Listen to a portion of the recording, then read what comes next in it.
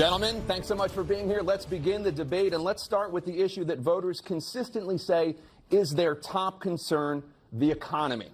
President Biden, inflation has slowed, but prices remain high. Since you took office, the price of essentials has increased.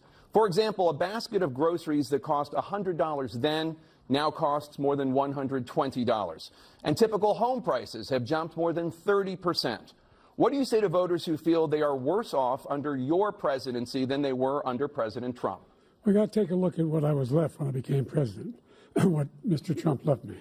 We had an economy that was in free fall. The pandemic was so badly handled. Many people were dying. All he said was, it's not that serious. Just inject a little bleach into your arm. You'll be all right. The economy collapsed. There were no jobs. Unemployment rate rose to 15%. It was terrible. And so what we had to do is try to put things back together again. And that's exactly what we began to do. We created 15,000 new jobs. We brought out the position where we have 800,000 new manufacturing jobs. But there's more to be done. There's more to be done. Working class people are still in trouble. I come from Scranton, Pennsylvania. I come of households where the kitchen table, if the things weren't able to be met during the month, it was a problem. The price of eggs, the price of gas, the price of housing, the price of a whole range of things. That's why I'm working so hard to make sure I deal with those problems. And we're going to make sure that we reduce the price of housing. We're going to make sure we build 2 million new units. We're going to make sure we cap rents so corporate greed can't take over. The combination, what I was left with in corporate greed, is the reason why we're in this problem right now. In addition to that, we're in a situation where if you take a look at all that was done in his administration, he didn't do much at all. By the time he left, things were in chaos, literally chaos. And so we put things back together. We created, I said, those jobs. We make sure we had a situation where we brought down the price of prescription drugs, which is a major issue for many people, to $15 for an insulin shot as opposed to $400. No senior has to pay more than $200 for any drug, all the drugs they can include beginning next year. And the situation is and we're going to make that available to everybody, to all Americans. So we're working to bring down the price around the kitchen table, and that's what we're going to get done. Thank you. President Trump? We have the greatest economy in the history of our country. We have never done so well. Everybody was amazed by it. Other countries were copying us. We got hit with COVID, and when we did, we spent the money necessary so we wouldn't end up in a Great Depression, the likes of which we had in 1929. By the time we finished, so we did a great job. We got a lot of credit for the economy, a lot of credit for the military, and no wars, and so many other things. Everything was rocking good. But the thing we never got the credit for, and we should have, is getting us out of that COVID mess. He created mandates that was a disaster for our country. But other than that, we had given them back a country where the stock market actually was higher than pre-COVID, and nobody thought that was even possible. The only jobs he created are for illegal immigrants and bounce-back jobs, a bounce-back from the COVID. He has not done a good job. He's done a poor job, and inflation's killing our country. It is absolutely killing us. Thank you. President Biden? Well, look, the greatest economy in the world, he's the only one who thinks that, I think. I don't know anybody else who thinks he had the greatest economy in the world. And, you know, the fact of the matter is that we found ourselves in a situation where his economy, he rewarded the wealthy. He had the largest tax cut in American history, $2 trillion. He raised a deficit larger than any president has in any one term. He's the only president other than Herbert Hoover who's lost more jobs than he had when he began, since Herbert Hoover. The idea that he did something that was significant. And the military, you know, when he was president, they were still killing people in Afghanistan. He didn't do anything about that. When he was president, we were still finding ourselves in a position where you had a notion that we were this safe country. The truth is, I'm the only president this century that doesn't have this decade, that doesn't have any troops dying anywhere in the world like he did. President Trump, I want to follow up if I can. Am I allowed to respond to him? Well, I'm going to ask you a follow-up. You can do whatever you want with the minute that we give you. I want to follow up. You want to impose a 10% tariff on all goods coming into the U.S. How will you ensure that that doesn't drive prices even higher? It's not going to drive them higher. It's just going to cause countries that have been ripping us off for years, like China and many others, in all fairness to China, It's going to just force them to pay us a lot of money, reduce our deficit tremendously, and give us a lot of power for other things. But he made a statement. The only thing he was right about is I gave you the largest tax cut in history. I also gave you the largest regulation cut in history. That's why we had all the jobs. And the jobs went down, and then they bounced back, and he's taking credit for bounce-back jobs. You can't do that. He also said he inherited 9% inflation. Now, he inherited almost no inflation, and it stayed that way for 14 months. And then it blew up under his leadership because they spent money like a bunch of people that didn't know what they were doing, and they don't know what they were doing. It was the worst, probably the worst administration in history. There's never been. And as far as Afghanistan is concerned, I was getting out of Afghanistan, but we were getting out with dignity, with strength, with power. He got out. It was the most embarrassing day in the history of our country's life. President Trump, over the last 8 years, under both of your administrations, the national debt soared to record highs. And according to a new nonpartisan analysis, President Trump, your administration approved $8.4 trillion in new debt, while so far, President Biden, you've approved $4.3 trillion in new debt. So, former President Trump, many of the tax cuts that you signed into law are set to expire next year. You want to extend them and go even further, you say. With the U.S. facing trillion-dollar deficits and record debt, why should top earners and corporations pay even less in taxes than they do now? Because the tax cuts spurred the greatest economy that we've ever seen just prior to COVID. And even after COVID, it was so strong that we were able to get through COVID much better than just about any other country. But we spurred, that tax spurred. Now, when we cut the taxes, as an example, the corporate tax was cut down to 21% from 39%, plus beyond that. We took in more revenue with much less tax, and companies were bringing back trillions of dollars back into our country. The country was going like never before, and we were ready to start paying down debt. We were ready to start using the liquid gold right under our feet, the oil and gas right under our feet. We were going to have something that nobody else has had. We got hit with COVID. We did a lot to fix it. I gave him an unbelievable situation with all of the therapeutics and all of the things that we came up with. We gave him something great. Remember, more people died under his administration, even though we had largely fixed it. More people died under his administration than our administration, and we were right in the middle of it, something which a lot of people don't like to talk about. But he had far more people dying in his administration. He did the mandate, which is a disaster, mandating it. The vaccine went out. He did a mandate on the vaccine, which is the thing that people most objected to about the vaccine. And he did a very poor job, just a very poor job. And I will tell you, not only poor there, but throughout the entire world, we're no longer respected as a country. They don't respect our leadership. They don't respect the United States anymore. We're like a third world nation between weaponization of his election, trying to go after his political opponent, all of the things he's done. We've become like a third world nation, and it's a shame. The damage he's done to our country. And I'd love to ask him, and will, why he allowed millions of people to come in here from prisons, jails, and mental institutions to come into our country and destroy our country. President Trump, we will get to immigration later in this block. President Biden, I want to give you an opportunity to respond to this question about the national debt. He had the largest national debt of any president in a four-year period, number one. Number two, that $2 trillion tax cut benefited the very wealthy.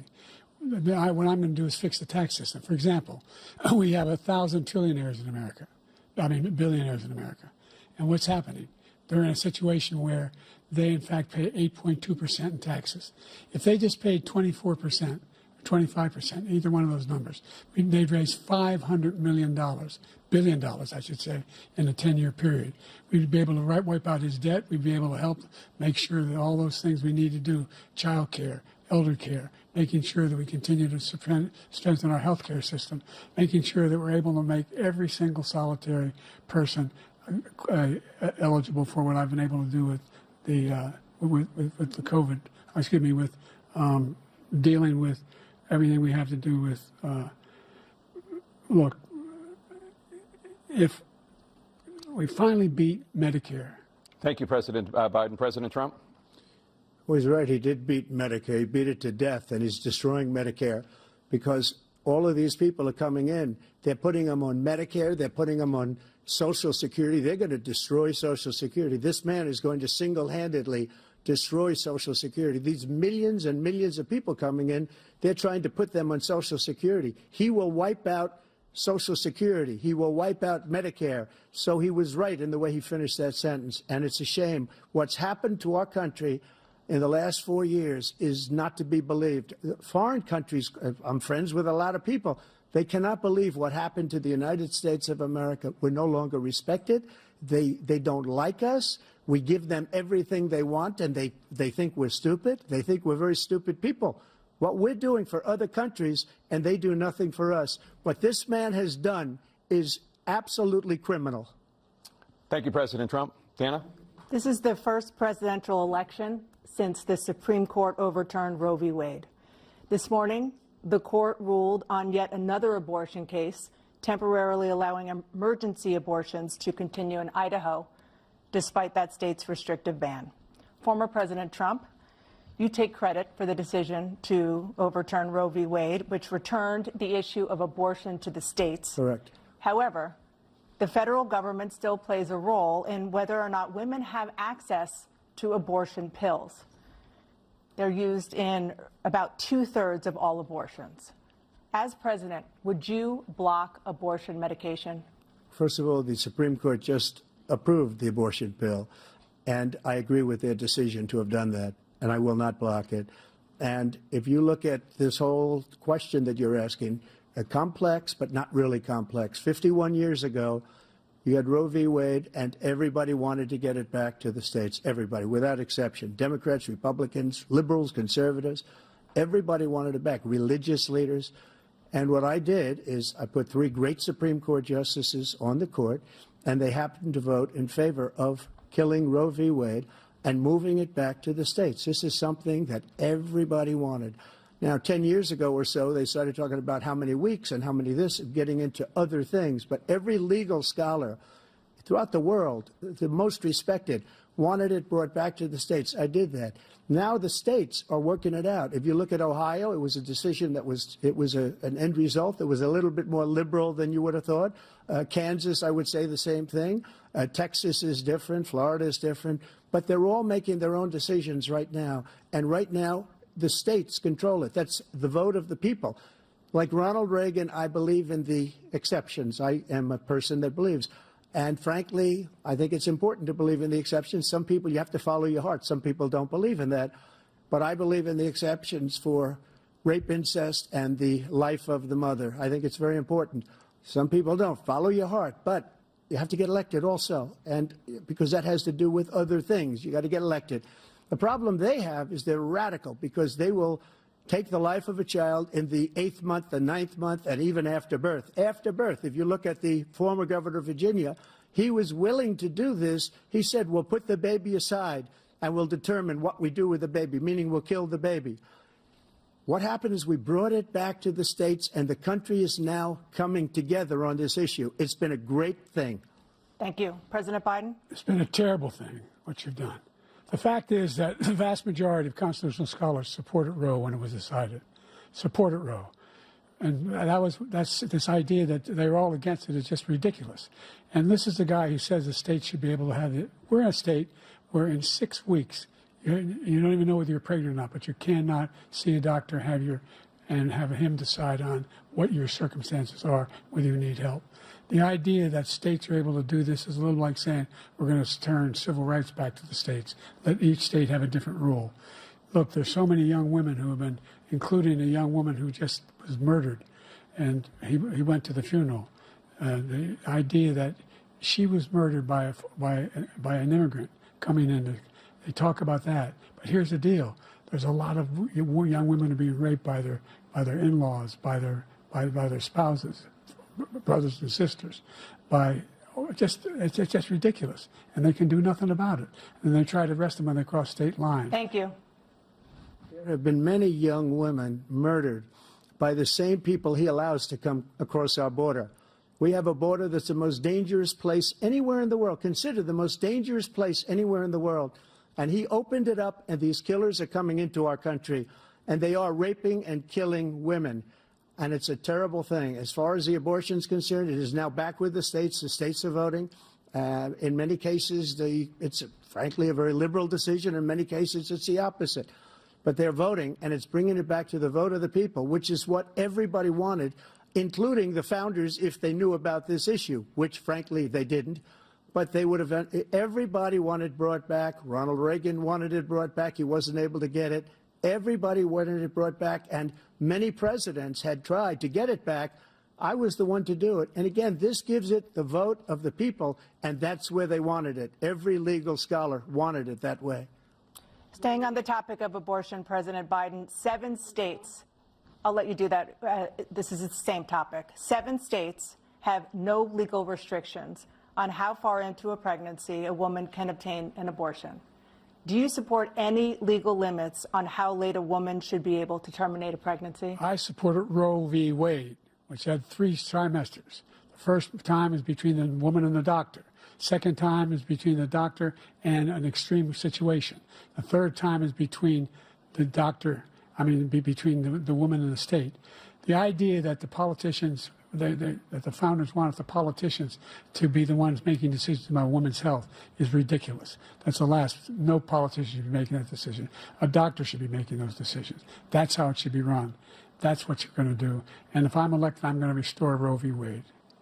So that means he can take the life of the baby in the 9th month and even after birth, because some states, Democrat run, take it after birth. Again, the former governor of Virginia, put the baby down, then we decide what to do with it. So he's willing to, as we say, rip the baby out of the womb in the 9th month and kill the baby. Nobody wants that to happen, Democrat or Republican. Nobody wants it to happen. You're lying. That is simply not true. The Roe v. Wade does not provide for that. That's not the circumstance. Only if a woman's life is in danger, she's going to die. That's the only circumstance in which that can happen. But we are not for late-term abortion, period. Period, period. Under Roe v. Wade, you have late-term abortion. You can do whatever you want, depending on the state. You can do whatever you want. We don't think that's a good thing. We think it's a radical thing. We think the Democrats are the radicals, not the Republicans. For 51 years, that was the law. 51 years, constitutional scholarship said it was the right way to go. 51 years, and it was taken away because this guy put very conservative members on the Supreme Court. He takes credit for taking it away. What's he going to do? What's he going to do, in fact, if the MAGA Republicans, he gets elected, and the MAGA Republicans control the Congress, and they pass a universal ban on abortion, period, across the board at 6 weeks or 7 or 8 or 10 weeks, something very, very conservative. Is he going to sign that bill? I'll veto it. He'll sign it. Thank you. Let's turn now to the issue of immigration and border security. President Biden, a record number of migrants have illegally crossed the southern border on your watch. Overwhelming border states and overburdening cities such as New York and Chicago, and in some cases causing real safety and security concerns. Given that, why should voters trust you to solve this crisis? Because we worked very hard to get a bipartisan agreement that not only changed all of that, it made sure that we are in a situation where you had no circumstance where they could come across the border with the number of border police there are now. We significantly increased the number of asylum officers. By the way, the Border Patrol endorsed my position. In addition to that, we found ourselves in a situation where when he was president, he was separating babies from their mothers, putting them in cages, making sure the families were separated. That's not the right way to go. What I've done since I've changed the law, what's happened? I've changed it in a way that now you're in a situation where there are 40% fewer people coming across the border illegally. That's better than when he left office. And I'm going to continue to move until we get the total ban on the total initiative relative to what we can do with more Border Patrol and more asylum officers. President Trump? I really don't know what he said at the end of that sentence. I don't think he knows what he said either. Look, we had the safest border in the history of our country. The border, all he had to do was leave it. All he had to do was leave it. He decided to open up our border, open up our country to people that are from prisons, people that are from mental institutions, insane asylum, terrorists. We have the largest number of terrorists coming into our country right now, all terrorists, all over the world, not just in South America, all over the world. They come from the Middle East, everywhere. All over the world, they're pouring in. And this guy just left it open. And he didn't need legislation because I didn't have legislation. I said, close the border. We had the safest border in history. In that final couple of months of my presidency, we had, according to Border Patrol, who is great, and by the way, who endorsed me for president, but I won't say that, but they endorsed me for president. Brandon, just speak to him. But look, we had the safest border in history. Now we have the worst border in history. There's never been anything like it. And people are dying all over the place, including the people that are coming up in Thank you, caravans. President Trump. President Biden? The only terrorist who's done anything crossing the border is one who came along and killed three, under his administration, killed an Al-Qaeda person come in his administration, killed three American soldiers. That's the only terrorist that's there. I'm not saying that no terrorist ever got through, but the idea they're emptying their prisons, we're welcoming these people, that's simply not true. There's no data to support what he said. Once again, he's exaggerating, he's lying. President Trump, staying on the topic of immigration, you've said that you're going to carry out, quote, the largest domestic deportation operation in American history, unquote. Does that mean that you will deport every undocumented immigrant in America, including those who have jobs, including those whose spouses are citizens, and including those who have lived here for decades? And if so, how will you do it? Just 1 second. He said we killed 3 people. The people we killed are al-Baghdadi and Soleimani, the 2 greatest terrorists, biggest terrorists anywhere in the world. And it had a huge impact on everything, not just border, on everything.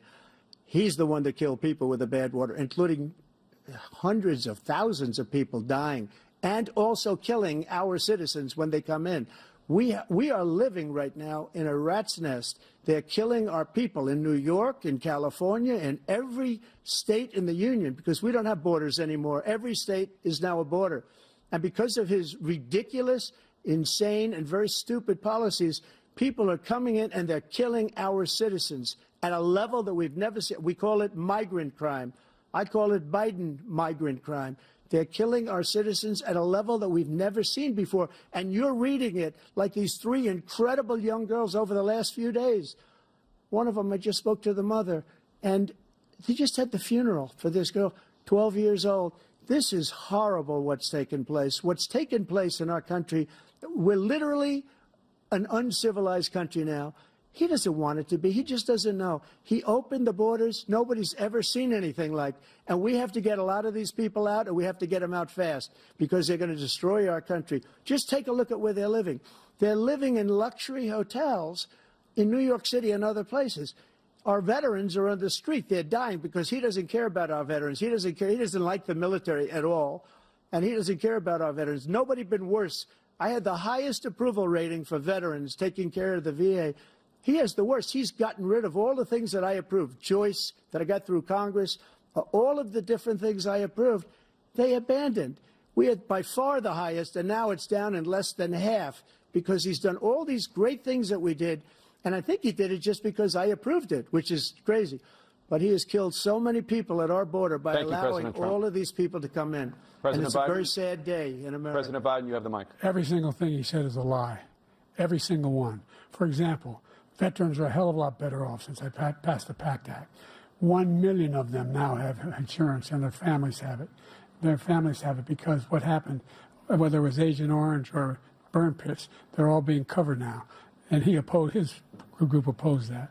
We're also in a situation where we have great respect for veterans. My son spent a year in Iraq, living right next to one of those burn pits, came back with stage 4 glioblastoma. I was recently in France for D-Day, and I spoke all about those heroes that died. I went to the World War II cemetery, World War I cemetery he refused to go to. He was standing with his 4-star general, and he told me, he said, I don't want to go in there because they're a bunch of losers and suckers. My son was not a loser, was not a sucker. You're the sucker. You're the loser. President Trump? First of all, that was a made-up quote, suckers and losers. They made it up. It was in a third-rate magazine that's failing, like many of these magazines. He made that up. He put it in commercials. We've notified him. We had 19 people that said I didn't say it. And think of this. Who would say I'm at a cemetery or I'm talking about our veterans? Because nobody's taken better care. I'm so glad this came up, and he brought it up. There's nobody that's taken better care of our soldiers than I have. To think that I would, in front of generals and others, say suckers and losers. We have 19 people that said it was never said by me. It was made up by him, just like Russia was made up, just like the 51 intelligence agents are made up. Just like the new thing with the 16 economists are talking, it's the same thing. 51 intelligence agents said that the laptop was Russia disinformation. It wasn't. That came from his son, Hunter. It wasn't Russia disinformation. He made up the suckers and losers, so he should apologize to me right now. Four-star general standing to your side who was on your staff who said you said it, period. That's number one. And number two, the idea that I have to apologize to you for anything along the line. We've done more for veterans than any president has in American history. And they now are in their family. The only sacred obligation we have as a country is to care for our veterans when they come home and their families and equip them when they go to war. That's what we're doing. That's what the VA is doing now. They're doing more for veterans than ever before in our history. All right, thank you so much. Let's move to the topic of foreign policy. I want to begin with Russia's war against Ukraine, which is now in its third year. Former President Trump, Russian President Vladimir Putin says he'll only end this war if Russia keeps the Ukrainian territory it has already claimed and Ukraine abandons its bid to join NATO. Are Putin's terms acceptable to you? First of all, our veterans and our soldiers can't stand this guy. They can't stand him. They think he's the worst commander-in-chief, if that's what you call him, that we've ever had. They can't stand him. So let's get that straight. And they like me more than just about any of them. And that's based on every single bit of information. As far as Russia and Ukraine, if we had a real president, the president that knew, that was respected by Putin, he would have never invaded Ukraine. A lot of people are dead right now, much more than people know. You know, they talk about numbers. You can double those numbers, maybe triple those numbers. He did nothing to stop it. In fact, I think he encouraged Russia from going in. I'll tell you what happened. He was so bad with Afghanistan. It was such a horrible embarrassment, most embarrassing moment in the history of our country, that when Putin watched that and he saw the incompetence, that he should have fired those generals, like I fired the one that you mentioned, and so he's got no love lost, but he should have fired those generals. No general got fired for the most embarrassing moment in the history of our country, Afghanistan, where we left billions of dollars of equipment behind. We lost 13 beautiful soldiers, and 38 soldiers were obliterated. And by the way, we left people behind, too. We left American citizens behind. When Putin saw that, he said, you know what? I think we're going to go in and maybe take this was his dream. I talked to him about it, his dream. The difference is he never would have invaded Ukraine, never. Just like Israel would have never been invaded in a million years by Hamas. You know why? Because Iran was broke with me. I wouldn't let anybody do business with them. They ran out of money. They were broke. They had no money for Hamas. They had no money for anything. No money for terror. That's why you had no terror at all during my administration. This place, the whole world is blowing up under him. President Biden? I've never heard so much malarkey in my whole life. Look, the fact of the matter is that we're in a situation where, let's take the last point first. Iran attacked American troops, caused brain damage for a number of these troops, and he did nothing about it. Recently, not when he was president. They attacked. He said they're just having headaches. That's all it is. He didn't do a thing when the attack took place, number one. Number two, we got over 100,000 Americans and others out of Afghanistan during that airlift. Number three, we found ourselves in a situation where, if you take a look at what Trump did in Ukraine, this guy told Trump, do whatever you want, and do whatever you want. And that's exactly what Trump did to Putin, encourage him, do whatever you want. And he went in. And listen to what he said when he went in. He was going to take Kyiv in 5 days, remember? Because it's part of the old Soviet Union. That's what he wanted to reestablish. Kyiv, and he in fact didn't do it at all. He wasn't able to get it done, and they've lost thousands and thousands of troops, 500,000 troops. President Trump, I never come back said to you that. for 1 minute, I just want to go back to my original question, which is, are Putin's terms acceptable to you? Keeping the territory in Ukraine? Acceptable. No, they're not acceptable. But look, this is a war that never should have started. If we had a leader in this war, he led everybody along. He's given $200 billion now or more to Ukraine. He's given $200 billion. That's a lot of money. I don't think there's ever been anything like it. Every time that Zelensky comes to this country, he walks away with $60 billion. He's the greatest salesman ever. And I'm not knocking him. I'm not knocking anything. I'm only saying the money that we're spending on this war, and we shouldn't be spending, it should have never happened. I will have that war settled between Putin and Zelensky as president-elect, before I take office on January 20th, I'll have that war settled. People being killed so needlessly, so stupidly, and I will get it settled, and I'll get it settled fast before I take office. President Biden, you have a minute. The fact is that Putin is a war criminal. He's killed thousands and thousands of people. And he has made one thing clear. He wants to reestablish what was part of the Soviet Empire, not just a piece. He wants all of Ukraine. That's what he wants. And then do you think he'll stop there? Do you think he'll stop when if he takes Ukraine? What do you think happens to Poland? What do you think of Belarus? What do you think happens to those NATO countries? And so if you want a war, you ought to find out what he's going to do, because if in fact he does what he says and walks away, and by the way, all that money we give Ukraine are from weapons we make here in the United States. We give them the weapons, not the money at this point. And our NATO allies have produced as much funding for Ukraine as we have. That's why we're strong. Thank you. Moving on to the Middle East. In October, Hamas attacked Israel, killing more than 1,000 people and taking hundreds of hostages. Among those held and thought to still be alive are 5 Americans. Israel's response has killed thousands of Palestinians and created a humanitarian crisis in Gaza. President Biden, you've put forward a proposal to resolve this conflict, but so far Hamas has not released the remaining hostages, and Israel is continuing its military offensive in Gaza. So what additional leverage will you use to get Hamas and Israel to end the war? You have 2 minutes. Number one, everyone from the United Nations Security Council straight through to the G7 to the Israelis and Netanyahu himself have endorsed the plan I put forward,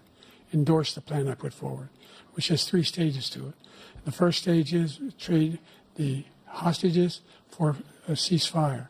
Second phase is a ceasefire with additional conditions. The third phase is the end of the war. The only one who wants the war to continue is Hamas. Number one, they're the only ones standing out.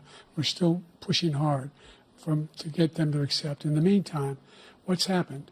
In Israel, we're finding that the only thing I've denied Israel was 2,000-pound bombs. They don't work very well in populated areas. They kill a lot of innocent people. We're providing Israel with all the weapons they need and when they need them. And by the way, I'm the guy that organized the world against Iran when they had a full-blown intercontinental ballistic missile attack on Israel. No one was hurt. No one Israeli was accidentally killed, and it just stopped. We saved Israel. We are the biggest producer of support for Israel of anyone in the world. And so there are 2 different things. Hamas cannot be allowed to be continued. We continue to send our experts and our intelligence people as to how they can get Hamas like we did bin Laden. You don't have to do it. And by the way, they've been greatly weakened, Hamas, greatly weakened, and they should be. They should be eliminated. But you've got to be careful for using certain weapons among population centers. Just going back to Ukraine for 1 second. We have an ocean separating us.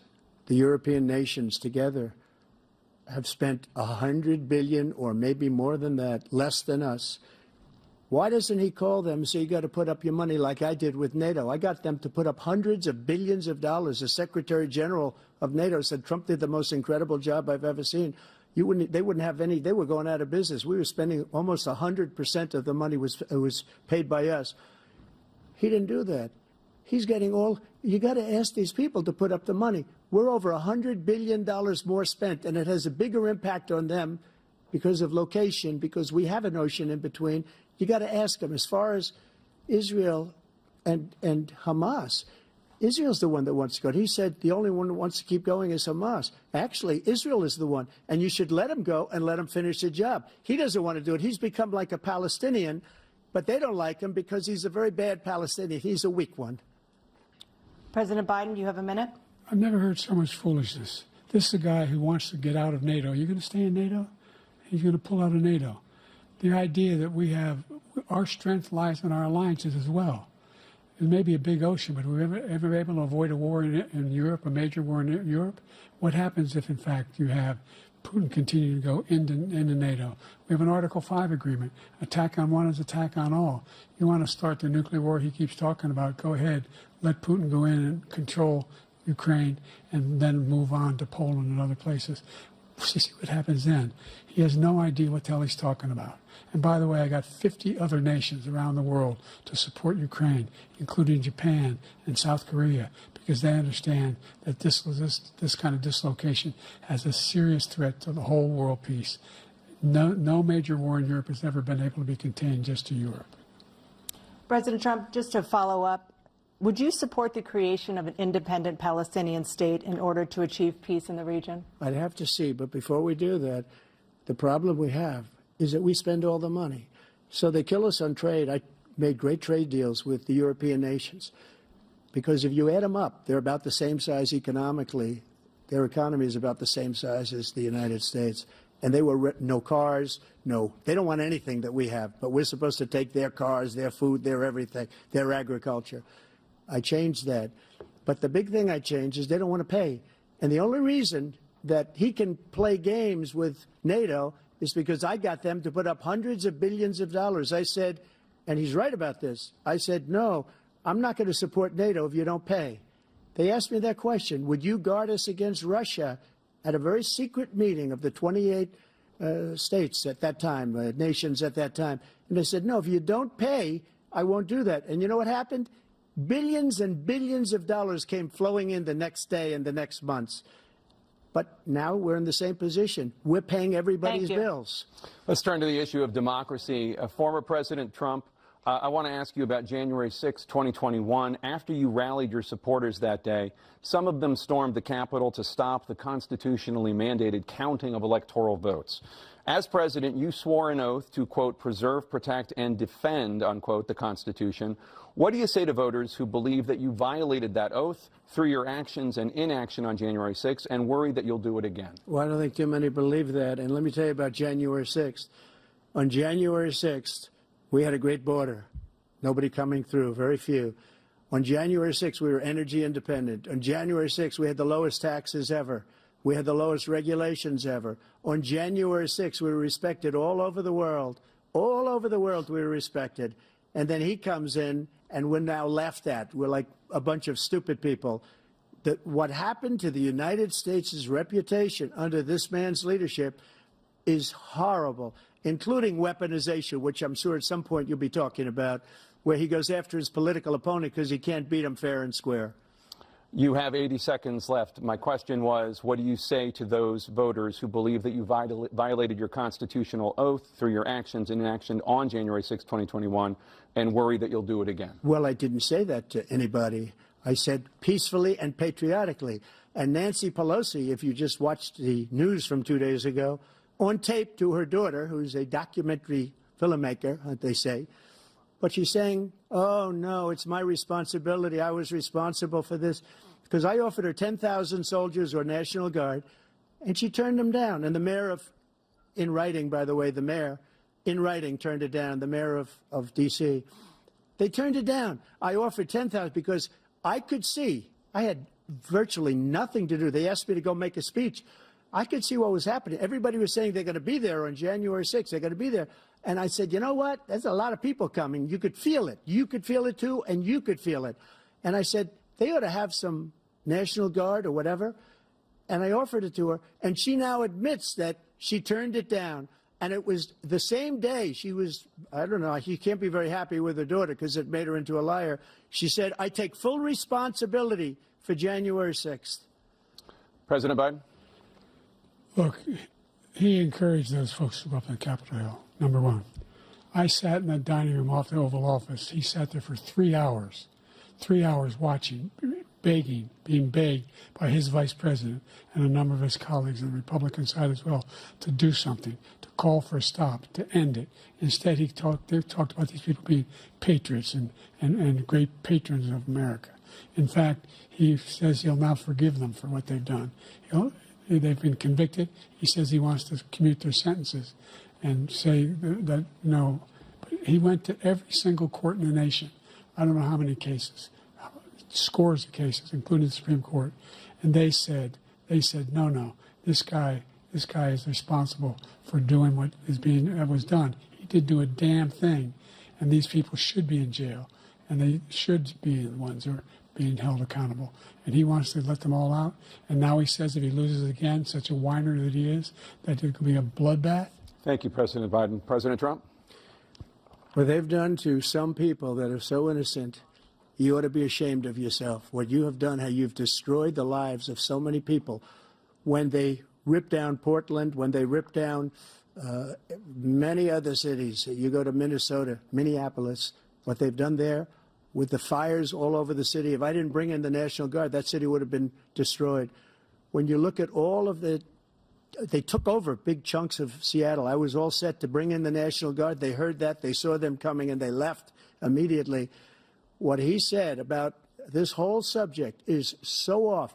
Peacefully patriotic. One other thing, the Unselect Committee, which is basically two horrible Republicans that are all gone now, out of office, and Democrats, all Democrats, they destroyed and deleted all of the information they found because they found out we were right.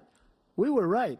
And they deleted and destroyed all of the information. They should go to jail for that. If a Republican did that, they'd go to jail. Thank you, President Trump. President Biden, I want to give you a minute. The only person on this stage is a convicted felon is the man I'm looking at right now. And the fact of the matter is, what he's telling you is simply not true. The fact is that there was no effort on his part to stop what was going on up in Capitol Hill. And all those people, every one of those who were convicted, turned over desks, turned them over statues. The idea that those people are patriots? Come on. When I asked him the first two debates we had, first time around, I said, will you denounce the Proud Boys? He said, no, I'll tell them to stand by. The idea he's refusing, will you denounce these guys? Will you denounce the people we're talking about now? Will you denounce the people who attacked that Capitol? What are you going to do? I'm going to give you a minute, President Trump, for a follow-up question I have. After a jury convicted you of 34 felonies last month, you said if reelected, you would, quote, have every right to go after, unquote, your political opponents. You just talked about members of the Select Committee on January 6th going to jail. Your main political opponent is standing on stage with you tonight. Can you clarify exactly what it means about you feeling you have every right to go after your political opponents? Well, I said my retribution is going to be success. We're going to make this country successful again, because right now it's a failing nation. My retribution is going to be success. But when he talks about a convicted felon, his son is a convicted felon at a very high level. His son is convicted, going to be convicted probably numerous other times.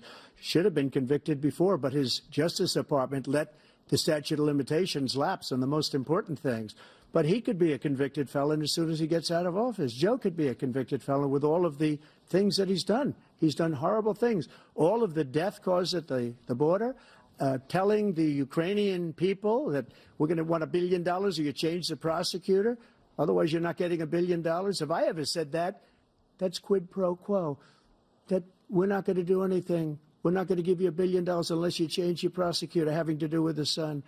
This man is a criminal. This man, you're lucky. You're lucky. I did nothing wrong. We'd have a system that was rigged and disgusting. I did nothing wrong. Thank you, President Trump. President Biden, you have said, I'm coming right to you, sir. You want to respond? Go ahead. I'll give you a minute to respond. The idea that I did anything wrong relative to what you're talking about is outrageous. It's simply a lie, number one. Number two, the idea that you have a right to seek retribution against any American just because you're president is wrong. It's simply wrong. No president's ever spoken like that before. No president in our history has spoken like that before. Number three, the crimes that you are still charged with, and think of all the civil penalties you have. How many billions of dollars do you owe in civil penalties for molesting a woman in public, for doing a whole range of things, of having sex with a porn star on the night while your wife was pregnant? I mean, what are you talking about? You have the morals of an alley cat. Give you a minute, sir. I didn't have sex with a porn star, number one. Number two, that was a case that was started and moved. They moved a high-ranking official, a DOJ, into the Manhattan DA's office to start that case. That case is going to be appealed and won. We had a very terrible judge, a horrible judge, Democrat.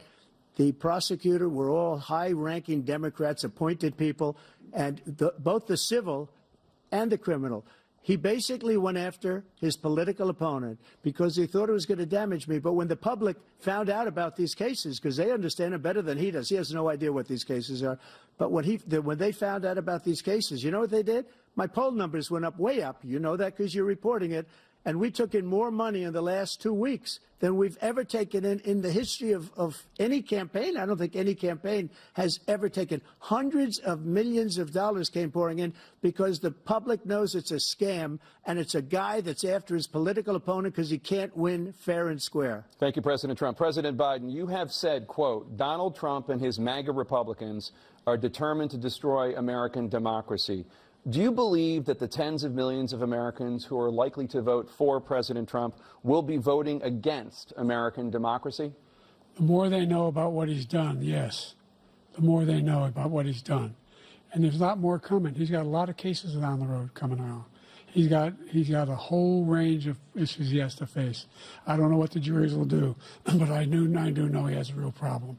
And so the fact that, could you ever think you heard any president say that I'm going to seek retribution? Do you ever hear any president say that I thought Hitler had some good ideas? What got me involved to run in the first place after my son had died, I decided in Iraq, because of Iraq, I said I wasn't going to run again until I saw what happened in Charlottesville, Virginia. People coming out of the woods carrying swastikas on torches, and singing the same anti-Semitic bile they sang when back in Germany. And the young woman got killed. I spoke to the mother, and they asked him. They said, "What do you think of those people? The ones who got killed, the one who tried to stop it, and the ones," he said, "I think they're fine people on both sides." What American president would ever say Nazis coming out of fields carrying torches, singing the same anti-Semitic bile, carrying swastikas were fine people? And this is a guy who says Hitler's done some good things. I'd like to know what they are. Good things Hitler's done, that's what he said. This guy has no sense of American democracy. President Trump. Jake, both of you know that story has been totally wiped out because when you see the sentence, it said 100% exoneration on that story. He just keeps it going. He says he ran because of Charlottesville. He didn't run because of Charlottesville. He ran because it was his last chance. He's not equipped to be president. You know it, and I know it. It's ridiculous. We have a debate. We're trying to justify his presidency. His presidency, he's without question the worst presidency in the history of our country. We shouldn't be having a debate about it. There's nothing to debate. He made up the Charlottesville story, and you'll see it's debunked all over the place. Every reasonable anchor has debunked it. And just the other day it came out where it was fully debunked. It's a nonsense story. He knows that, and he didn't run because of Charlottesville. He used that as an excuse to run. President Biden. And debunked. It happened. All you have to do is listen to what was said at the time. And the idea that somehow that's the only reason I ran. I ran because I was worried a guy like this guy could get elected. If he thought they were good people coming out of that forest, carrying those woods, carrying those torches, then he didn't deserve to be president. Didn't deserve to be president at all. And the idea that he's talking about all this being fabricated, we saw with our own eyes. We saw what happened on January 6th. We saw the people breaking through the windows. We saw people occupying his own vice president. Look, there's a reason why 40 of his 44 top cabinet officers refused to endorse him this time. His vice president hasn't endorsed him this time. So why? Why? They know him well. They serve with him. Why are they not endorsing him? Thank you, President Biden. We're going to be right back with more from the CNN presidential debate. Welcome back to the CNN presidential debate live from Georgia. Let's talk about persistent challenges you both faced in your first terms and you'd certainly face again in a second term. President Biden, while black unemployment dropped to a record low under your presidency, black families still earn far less than white families. Black mothers are still 3 times more likely to die from pregnancy-related causes, and black Americans are imprisoned at 5 times the rate of white Americans. What do you say to black voters who are disappointed that you haven't made more progress? They acknowledge they made a lot of progress, number one. The fact of the matter is there's more small black businesses that have been started than any time in history. Number two, the wages of black unemployment is the lowest level it's been in a long, long time. Number three, we're trying to provide housing for black Americans. and dealing with the segregation that exists among these corporations that collude to keep people out of their houses. And in addition to that, we find that the impact on the choice that black families have to make relative to child care is incredibly difficult. When we did the first major piece of legislation in the past, I was able to reduce black child care costs. I cut them in half. We got to make sure we provide for child care costs. We got to make sure, because when you provide those child care protections, you increase economic growth because more people can be in the job market. So there's more to be done, considerably more to be done. But we've done a great deal so far, and I'm not letting up, and they know it. You have 49 seconds left. What do you say to black voters who are disappointed with the progress so far? I say I don't blame them for being disappointed. Inflation is still hurting them badly. For example, I provided for the idea that any black family, first-time home buyer, should get a $10,000 tax credit to be able to buy their first home so they can get started. I made sure that we're in a situation where all those black families and those black individuals who had to take out student loans that were ballooning, that if they were engaged in nursing, doctor, and anything having to do with volunteerism, if they paid their bills for 10 years on their student debt, all the rest was forgiven after 10 years. Millions have benefited from that. And we're going to do a whole lot more for black families. Thank you, President Trump. And he caused the inflation. He's blaming inflation, and he's right, it's been very bad. He caused the inflation, and it's killing black families and Hispanic families and just about everybody. It's killing people. They can't buy groceries anymore. They can't. You look at the cost of food where it's doubled and tripled and quadrupled. They can't live. They're not living anymore. He caused this inflation. I gave him a country with essentially no inflation. It was perfect. It was so good. All he had to do is leave it alone. He destroyed it with his Green New scam and all this money that's being thrown out the window. He caused inflation. As sure as you're sitting there, the fact is that his big kill on the black people is the millions of people that he's allowed to come in through the border. They're taking black jobs now, and it could be 18, it could be 19, and even 20 million people. They're taking black jobs, and they're taking Hispanic jobs, and you haven't seen it yet, but you're going to see something that's going to be the worst in our history. Thank you. President Biden? There was no inflation when I became president. You know why? The economy was flat on its back. 15% unemployment. He decimated the economy, absolutely decimated the economy. That's why there was no inflation at the time. There were no jobs. We provided thousands of millions of jobs for individuals who are in all communities, including minority communities. We made sure that they have health insurance. We have covered, the ACA has increased. I made sure that there are $8,000 per person in a family to get written off for health care. But this guy wants to eliminate that. They tried 50 times. He wants to get rid of the ACA again, and they're going to try again if they win. You find ourselves in a position where the idea that we're not doing any, we put more police on the street than any administration has. He wants to cut the cops. We're providing for equity and making sure people have a shot to make it. There's a lot going on, but in inflation, he caused it by his tremendous malfeasance in the way he handled the pandemic. Thank you. Another persistent challenge is the climate crisis. 2023 was the hottest year in recorded history, and communities across the country are confronting the devastating effects of extreme heat, intensifying wildfires, stronger hurricanes, and rising sea levels. Former President Trump, you've vowed to end your opponent's climate initiatives, but will you take any action as president to slow the climate crisis? Well, let me just go back to what he said about the police, how close the police are to him. Almost every police group in the nation from every state is supporting Donald J. Trump. Almost every police group. And what he's done to the black population is horrible, including the fact that for 10 years he called them super predators. We can't, in the 1990s, we can't forget that. Super predators was his name, and he called it to them for 10, and they've taken great offense at it, and now they see it happening. But when they see what I did for criminal justice reform and for the historically black colleges and universities, where I funded them and got them all funded, and the opportunity zones with Tim, as you know. Tim Scott was incredible. He did a great job, great senator from South Carolina. He came to me with the idea, and it was a great idea. It's one of the most successful economic development acts ever in the country, opportunity zones. And the biggest beneficiary are blacks. And that's why we have the best numbers with them in maybe ever. They're saying ever. I read this morning where ever, the best numbers.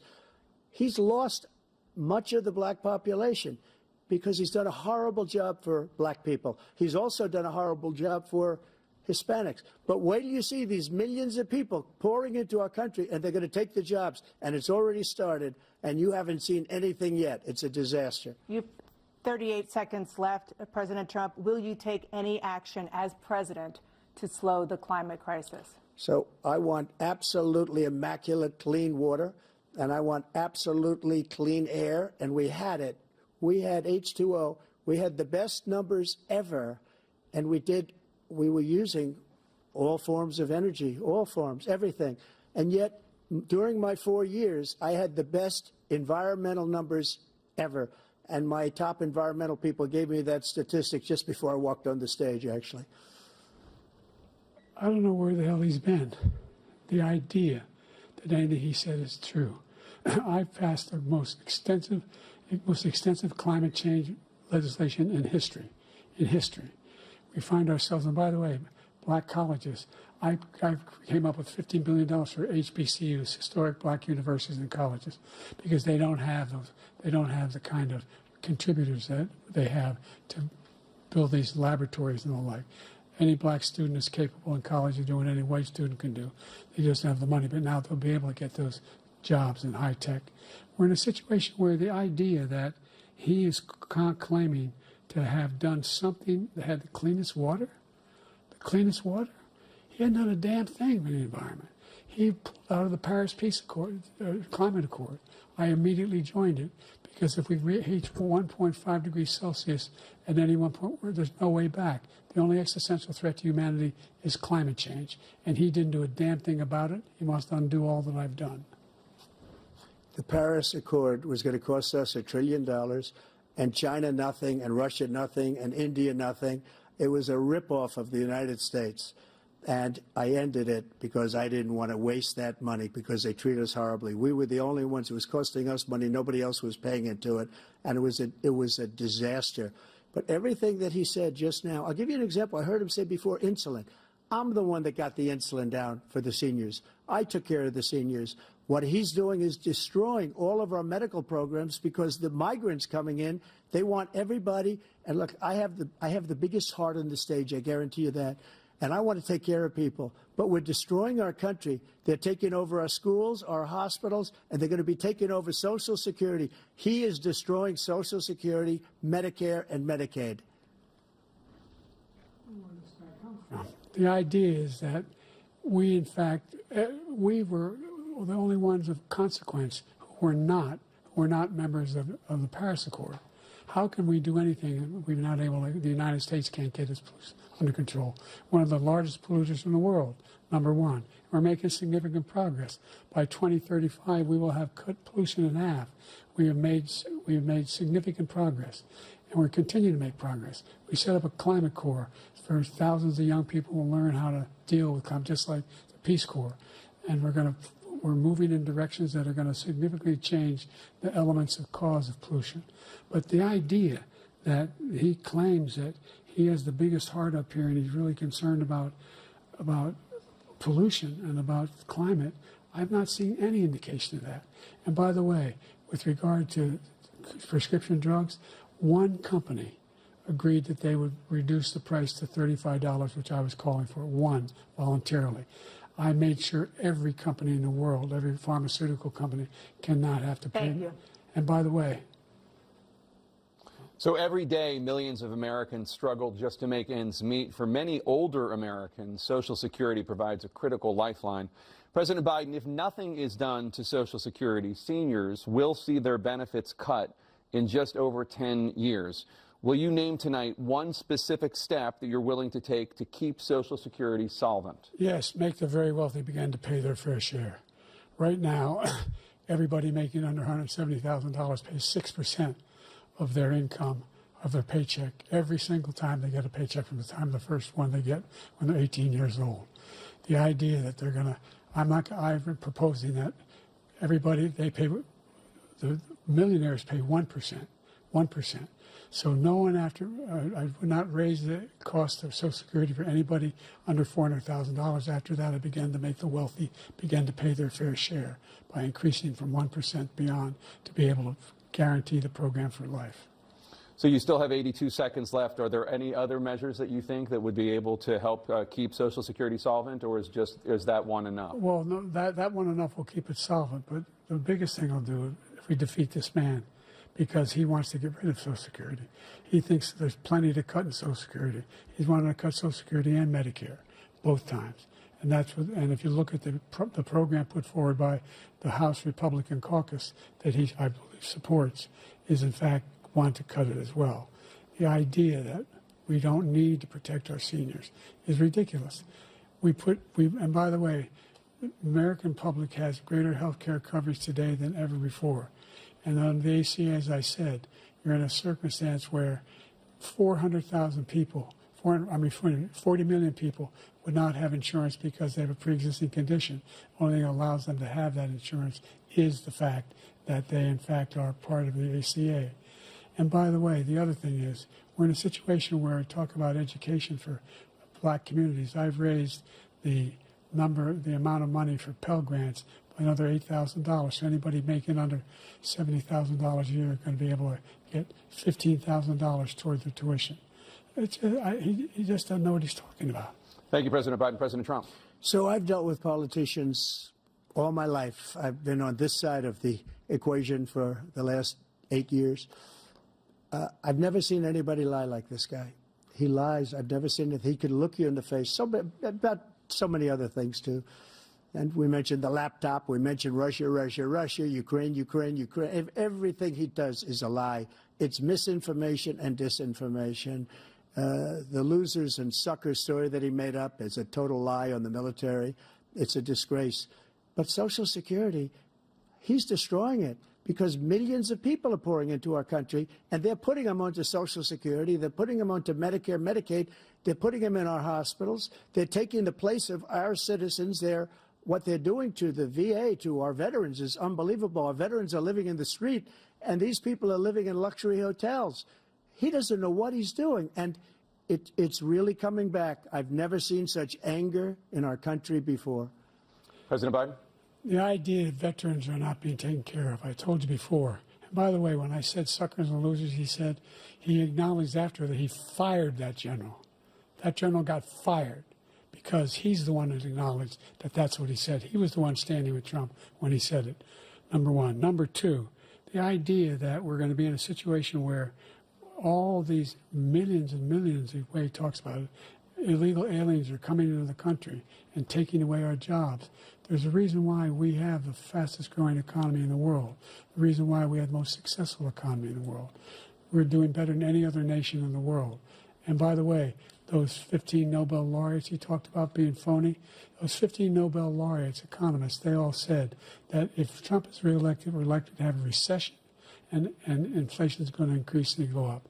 And by the way, worst president in history, 159 presidential scholars voted him the worst president in the history of the United States of America. President Biden, thank you so much. Let's turn to the cost of child care, which many American families struggle to afford. President Trump, both you and President Biden have tried to address this issue, but the average cost of child care in this country has risen to more than $11,000 a year per child. For many families, the cost of child care for 2 children is more than their rent. In your second term, what would you do to make child care more affordable? Just to go back, the general got fired because he was no good. And if he said that, that's why he made it up. But we have 19 people that said I didn't say it, and they're very highly respected, much more so than him. The other thing is, he doesn't fire people. He never fired people. I've never seen him fire anybody. I did fire a lot. I fired Comey because he was no good. I fired a lot of the top people at the FBI, drained the swamp. They were no good. Not easy to fire people. You'd pay a price for it, but they were no good. I inherited these people. I didn't put him there. I didn't put Comey there. He was no good. I fired him. This guy hasn't fired anybody. He never fires. He should have fired every military man that was involved with that Afghan the Afghanistan horror show, the most embarrassing moment in the history of our country. He didn't fire. Did you fire anybody? Did you fire anybody that's on the border that's allowed us to have the worst border in the history of the world? Did anybody get fired for allowing 18 million people, many from prisons, many from mental institutions? Did you fire anybody that allowed our country to be destroyed? Joe, our country is being destroyed as you and I sit up here and waste a lot of time on this debate. This shouldn't be a debate. He is the worst president. He just said about me because I said it. But look, he's the worst president in the history of our country. He's destroyed our country. Now all of a sudden he's trying to get a little tough on the border. He came out with a nothing deal, and it reduced it a little bit, like this much. It's insignificant. He wants open borders. He wants our country to either be destroyed or he wants to pick up those people as voters. And I don't think we just can't let it happen. If he wins this election, our country doesn't have a chance, not even a chance, of coming out of this rut. We probably won't have a country left anymore. That's how bad it is. He is the worst in history by far. Thank you, President Trump. President Biden? We're the most admired country in the world. We're the United States of America. There's nothing beyond our capacity. We have the finest military in the history of the world, the finest in the history of the world. No one thinks we're weak. No one wants to screw around with us. Nobody, number one. Number two, the idea that we're talking about worse presidents. I wasn't joking. Look it up or go online. 159 or 58, don't hold me the exact number, presidential historians, they've had meetings and they voted who's the worst president in American history. One through best to worst. They said he was the worst in all of American history. That's a fact. That's not conjecture. He can argue they're wrong, but that's what they voted. The idea that he is doing anything to deal with child care, he did for virtually nothing to child care. We should significantly increase the child care tax credit. We should significantly increase the availability of women and men or single parents to be able to go back to work. And we should encourage businesses to have. Thank you, President Biden. Facilities. President Trump, the question was about what would you do to make child care more affordable, if you want to take your minute. Just so you understand, we have polling, we have other things that they rate him the worst because what he's done is so bad. And they rate me, I'll show you, I will show you, and they rate me one of the best, okay? And if I'm given another 4 years, I will be the best. I think I'll be the best. Nobody's ever created an economy like us. Nobody ever cut taxes like us. He's the only one I know. He wants to raise your taxes by 4 times. He wants to raise everybody's taxes by 4 times. He wants the Trump tax cuts to expire. So everybody, including the two of you, are going to pay 4 to 5 times. Nobody ever heard of this before. All my life, I'd grow up and I'd see politicians talking about cutting taxes. When we cut taxes, as I said, we did more business. Apple and all these companies, they were bringing money back into our country. The worst president in history by far, and everybody knows it. President Biden? Look, the fact of the matter is that he's dead wrong about, he's increased the tariff, he will increase the taxes on middle-class people. I said I'd never raise a tax on anybody making less than $400,000. I didn't. But this tariff is 10% tariffs. Everything coming into the country, you know what the economists say? That's going to cost the average American $2,500 a year more because they're going to have to pay the difference in food and all the things that are very important. Number two, he's in a situation where he talks about how he has not raised, he's somehow helped the middle class. The middle class have been devastated by you. Now you want a new tax cut of $5 trillion over the next 10 years, which is going to fundamentally bankrupt the country. You had the largest deficit of any president in American history, number one. Number two, you have not, in fact, made any contact, any progress with China. We are at the lowest trade deficit with China since 2010. Thank you, President Biden. You lost Thank you, President Biden. Let's discuss an epidemic impacting millions of Americans that both of you have made a top priority in your first term, the opioid crisis. And for both of you, the number of overdose deaths in this country has gone up. Under your term, it went up. Under your term, it has gone up. Former President Trump, despite the efforts that both of you have made, more than 100,000 Americans are dying from overdoses every year, primarily from fentanyl and other opioids. What will you do to help Americans right now in the throes of addiction who are struggling to get the treatment they need? To finish up, We now have the largest deficit in the history of our country under this guy. We have the largest deficit with China. He gets paid by China. He's a Manchurian candidate. He gets money from China. So I think he's afraid to deal with them or something. But do you notice he never took out my tariffs because we bring in so much money with the tariffs that I imposed on China. He never took them away. He can't because it's too much money. It's tremendous. And we saved our steel industries, and there was more to come, but he hasn't done that. But he hasn't cut the tariffs because he can't, because it's too much money. But he's got the largest deficit in the history of our country, and he's got the worst situation with China. China's going to own us if you keep allowing them to do what they're doing to us as a country. They are killing us as a country, Joe, and you can't let that happen. You're destroying our country. So, President Trump, you have 67 seconds left. The question was, what are you going to do to help Americans in the throes of addiction right now who are struggling to get the treatment they need? Jake, we were doing very well at addiction until the COVID came along. We had the 2.5, almost 3 years of like nobody's ever had before, any country, in every way.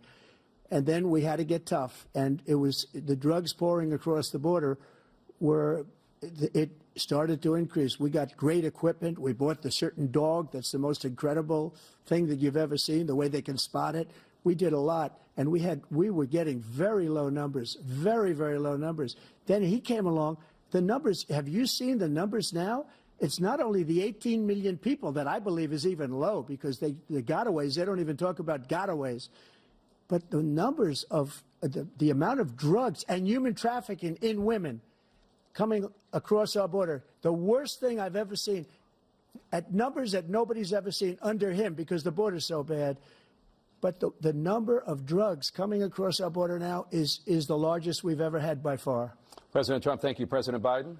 Fentanyl and the byproducts of fentanyl went down for a while. And I wanted to make sure we use the machinery that can detect fentanyl, these big machines that roll over everything that comes across the border. And it costs a lot of money. That was part of this deal we put together, this bipartisan deal. More fentanyl machines, more be able to detect drugs, more numbers of agents, more numbers of all the people at the border. And when we had that deal done, he called his Republican colleagues, said, don't do it. It's going to hurt me politically. No, he never argued it's not a good bill. It's a really good bill. We need those machines. We need those machines. And we're coming down very hard in every country in Asia in terms of precursors for fentanyl. And Mexico is working with us to make sure they don't have the technology to be able to put it together. That's what we have to do. We need those machines. Thank you, President Biden. President Trump, and again, the question is about Americans in the throes of addiction right now struggling to get the treatment they need. Well, because this does pertain to it. He ended Remain in Mexico. He ended catch and release. I made it catch and release in Mexico, not catch and release here. We had so many things that we had done, hard negotiations with Mexico, and I got it all for nothing. It's just like when you have a hostage. We always pay $6 billion for a hostage. Every time we say a hostage. Now we have a hostage, a Wall Street Journal reporter, I think a good guy, and he's over there because Putin is laughing at this guy, probably asking for billions of dollars for the reporter. I will have him out very quickly as soon as I take office. Before I take office, I said by literally as soon as I win the election, I will have that reporter out. He should have had him out a long time ago. But Putin's probably asking for billions and billions of dollars because this guy pays it every time. We had 2 cases where we paid $6 billion for 5 people. I got 58 people out, and I paid essentially nothing. Thank you, President Trump. Dana?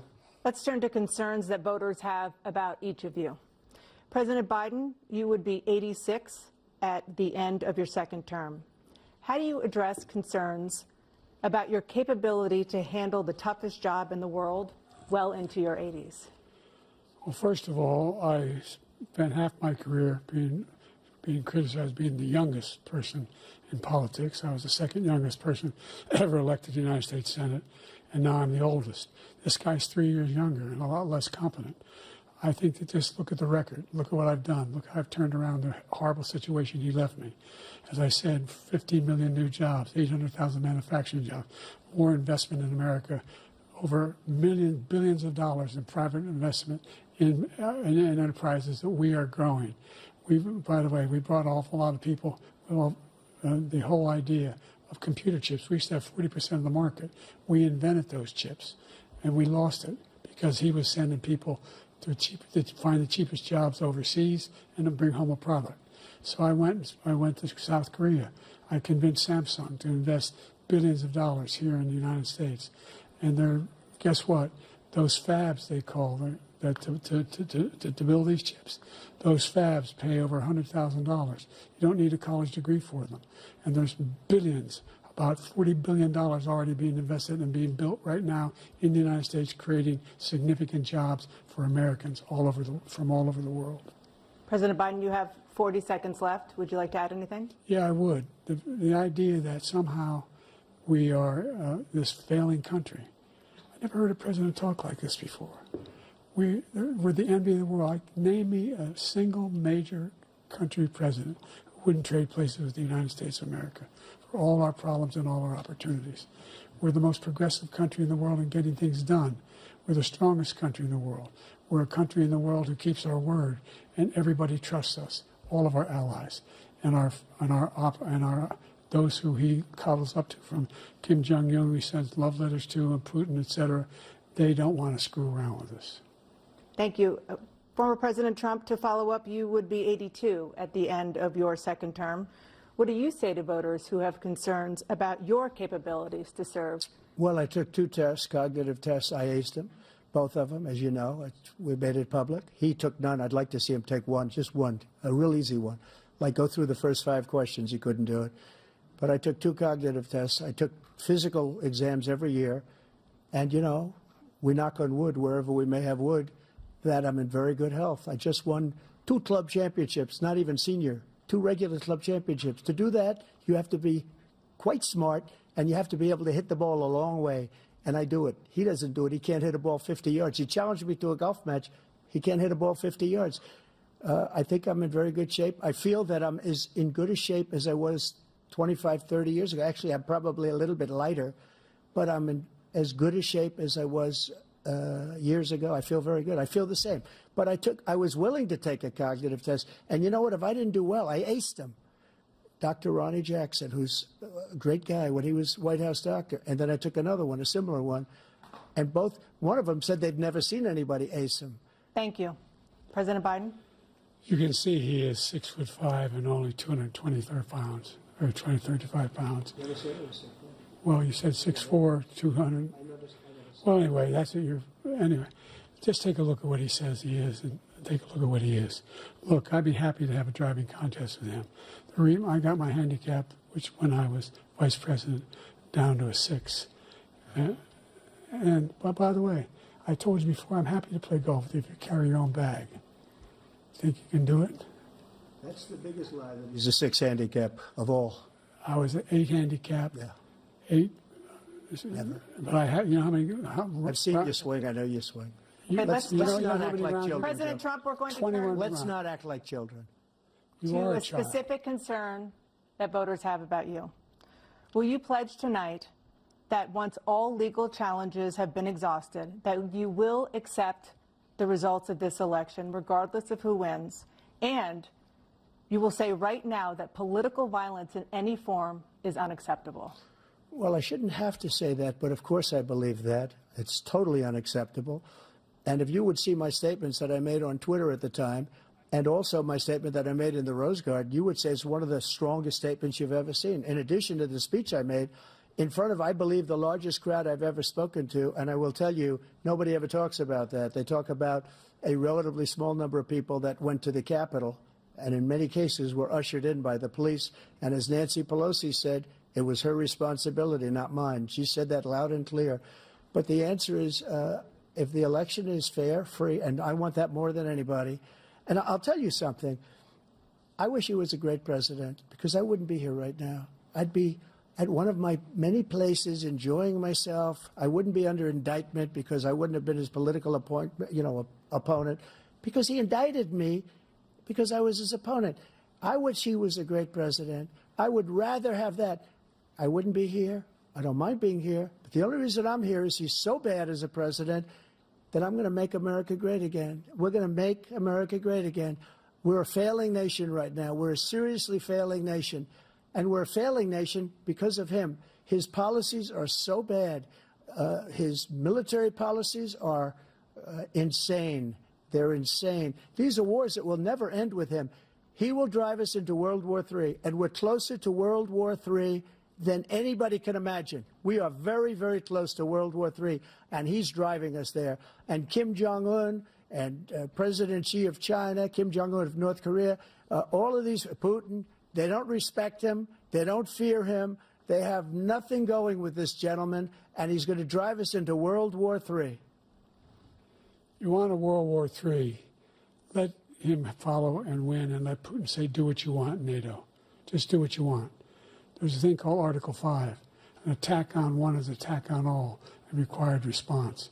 The idea, I can't think of a single major leader in the world who wouldn't trade places with the job I've done and what they've done.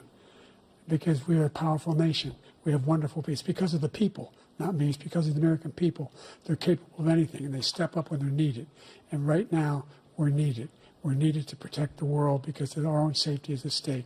And again, you want to have a war, just let Putin go ahead and take Kyiv, make sure they move on, see what happens in Poland, Hungary, and other places along that border. Then you have a war. President Trump, as I come back to you for a follow-up, the question was, will you accept the results of this election, regardless of who wins? Just to finish what he said, if I might, Russia, they took a lot of land from Bush. They took a lot of land from Obama and Biden. They took no land, nothing from Trump, nothing. He knew not to do it. He's not going to play games with me. He knew that. I got along with him very well, but he knew not to play games. He took nothing from me. But now he's going to take the whole thing from this man right here. That's a war that should have never started. It would have never started, ever, with me. And he's going to take Ukraine. And, you know, you asked me a question before, would you do this with... He's got us in such a bad position right now with Ukraine and Russia. Because Ukraine's not winning that war. He said, I will never settle until such time. They're running out of people. They're running out of soldiers. They've lost so many people. It's so sad. They've lost so many people, and they've lost those gorgeous cities with the golden domes that are 1,000 years old, all because of him and stupid decisions. Russia would have never attacked if I were President Trump, president. the question was, will you accept the results of the election, regardless of who wins? Yes or no, please. If it's a fair and legal and good election, absolutely. I would have much rather accepted these, but the fraud and everything else was ridiculous. And if you want, we'll have a news conference on it in a week, or we'll have another one of these in a week. But I will absolutely, there's nothing I'd rather do. It would be much easier for me to do that than I'm running again. I wasn't really going to run until I saw the horrible job he did. He's destroying our country. I would be very happy to be someplace else, in a nice location someplace. And again, no indictments, no political opponent stuff, because it's the only way he thinks he can win. But unfortunately, it's driven up my numbers and driven them up to a very high level because the people understand it. Well, let's see what your numbers are when this election is over. Let's see. You're a whiner. When you lost the first time, you continued, you appealed and appealed to courts all across the country. Not one single court in America said any of your claims had any merit, state or local, none. But you continue to provoke this lie about somehow there's all this misrepresentation, all this stealing. There is no evidence of that at all. And I tell you what, I doubt whether you'll accept it because you're such a whiner. The idea if you lose again, you accepting anything, you can't stand the loss. Something snapped in you when you lost the last time. We'll be right back with more from the CNN presidential debate, live from Georgia. It is now time for the candidates to deliver their closing statements as predetermined by a coin toss. We're going to begin with you, President Biden. You have 2 minutes. We've made significant progress from the debacle that was left by President Trump in his last term. We find ourselves in a situation where, number one, we have to make sure that we have a fair tax system. I ask anyone out there in the audience or anyone out watching this debate, do you think the tax system is fair? The fact is that I said Nobody even making under $400,000 had a single penny increase in their taxes, and will not. And if I'm reelected, that'll be the case again. But this guy has increased your taxes because of the deficit. Number one, he's increased inflation because of the debacle he left after the way he handled the pandemic. And he finds himself in a position where he now wants to tax you more by putting a 10% tariff on everything that comes into the United States of America. What I did, when, for example, he wants to get rid of the ability of Medicare for us to be able to negotiate drug prices with the big pharma companies. Well, guess what? We got it down to $35 for insulin instead of $400. No more than $2,000 for every senior, no matter how much prescription they need. You know what that did? That reduced the federal debt by $160 billion over 10 years because the government doesn't have to pay the exorbitant prices. I'm going to make that available to every senior all along, it's happening now, and everybody in America. He wants to get rid of that. I'm going to make sure that we have child care. We're going to significantly increase the credits people have for child care. I'm going to make sure we do something about what we're doing on lead pipes and all the things that are causing health problems for people across the country. We're going to continue to fight to bring down inflation and give people a break. Thank you, President Biden. President Trump, you now have 2 minutes for your closing statement. Like so many politicians, this man is just a complainer. He said, we want to do this, we want to do that, we want to get rid of this tax, that tax. But he doesn't do anything. All he does is make our country unsafe by allowing millions and millions of people to pour in. Our military doesn't respect him. We look like fools in Afghanistan. We didn't stop Israel. It was such a horrible thing that would have never happened. It should have never happened. Iran was broke. Anybody that did business with Iran, including China, they couldn't do business with the United States. They all passed. Iran was broke. They had no money for Hamas or Hezbollah, for terror, no money whatsoever. Again, Ukraine should have never happened. He talks about all this stuff, but he didn't do it. For 3.5 years, we're living in hell. We have the Palestinians and we have everybody else rioting all over the place. You talk about Charlottesville. This is 100 times Charlottesville, 1,000 times. The whole country is exploding because of you, because they don't respect you, and they have to respect their president, and they don't respect you throughout the world. What we did was incredible. We rebuilt the military. We got the largest tax cut in history, the largest regulation cut in history. The reason he's got jobs is because I cut the regulations that gave jobs, but he's putting a lot of those regulations back on. All of the things that we've done, nobody's never seen anything like. Even from a medical standpoint, right to try, where we can try space-age materials instead of going to Asia or going to Europe and trying to get when you're terminally ill. Now you can go and you can get something. You sign a document. They've been trying to get it for 42 years.